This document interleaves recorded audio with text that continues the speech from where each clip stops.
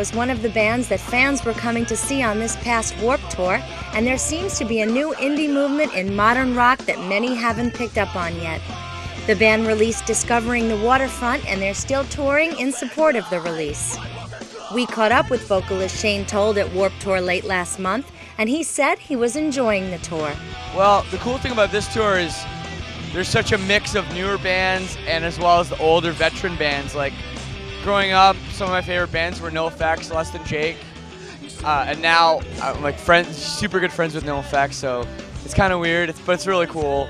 And then, I mean, we've toured with Armor for Sleep, Senses Fail, The Bled, The Sleeping, and all kinds of bands, and now us just seeing them every day, hanging out, it's been awesome.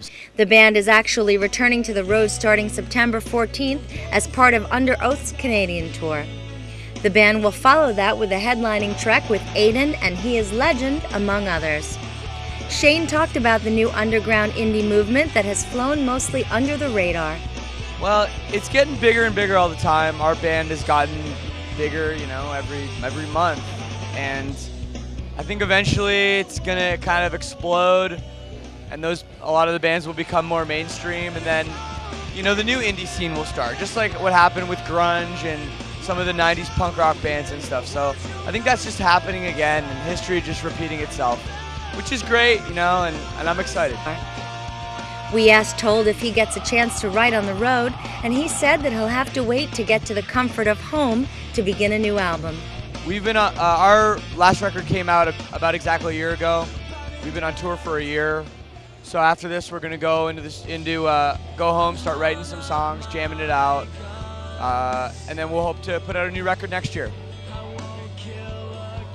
We try, but it's very difficult, and it's when you're just sitting on the bus with an acoustic guitar and everyone around you is drinking and partying, it's hard to really be productive.